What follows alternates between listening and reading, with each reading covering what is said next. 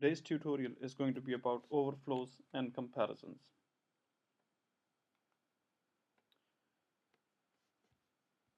Numbers can be represented in any base.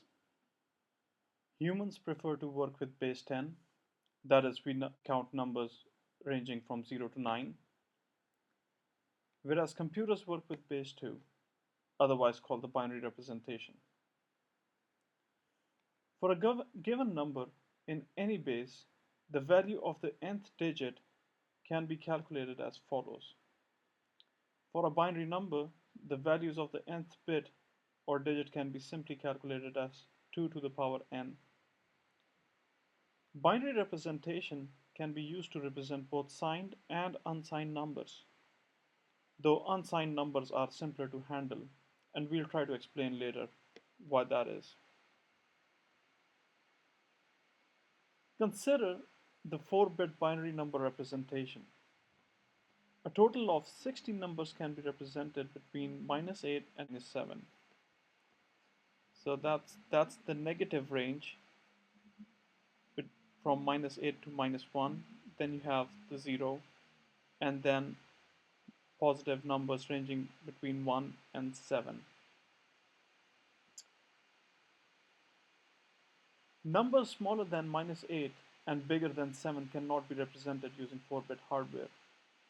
We will need more bits to do that.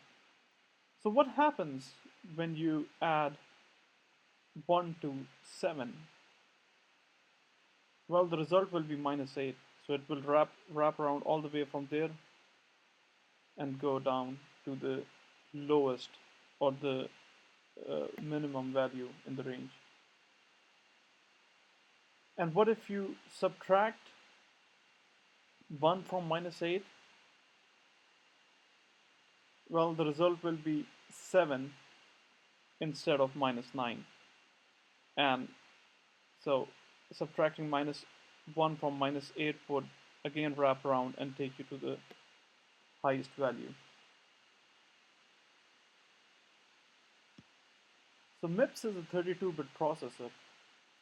Now observe the range of the signed numbers that can be represented using 32 bits. Also observe how the positive or the highest positive integer wraps around to the lowest negative number or lowest negative integer by just adding 1. So essentially the difference between these two values is just a single bit. So if you add 1 to that number, it would give you that,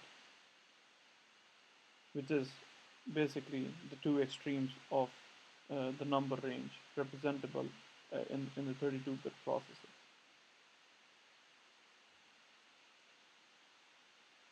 So after having discussed this problem of signed numbers, we now come to overflows. So if the sum of two numbers having the same signs exceed than the highest or lowest number in the range, that number cannot be represented in hardware, and this is called an overflow, which means that we need more bits to represent the result. Overflow happens under the following two conditions. Either the sum of two negative numbers turns out to be a positive number, or the other way around, such that two positive numbers add up to become a negative number. And you can actually read more about this in the book.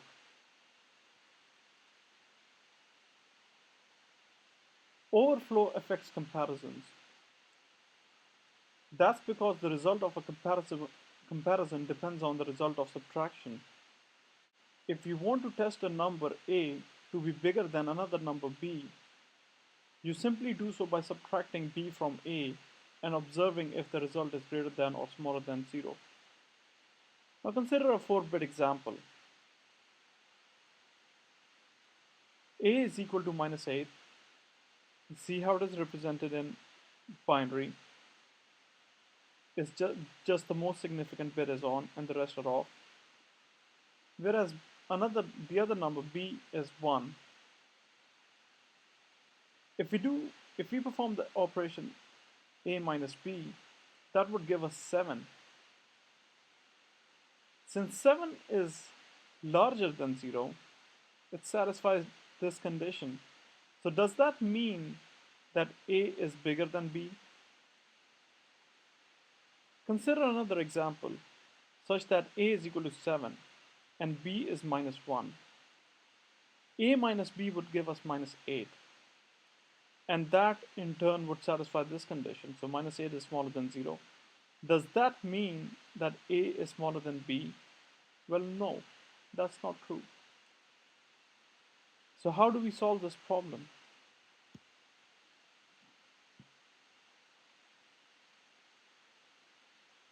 The overflow problem in comparisons can simply be solved by either checking that the two inputs to the adder have the same sign, and if so, does the result have the opposite sign?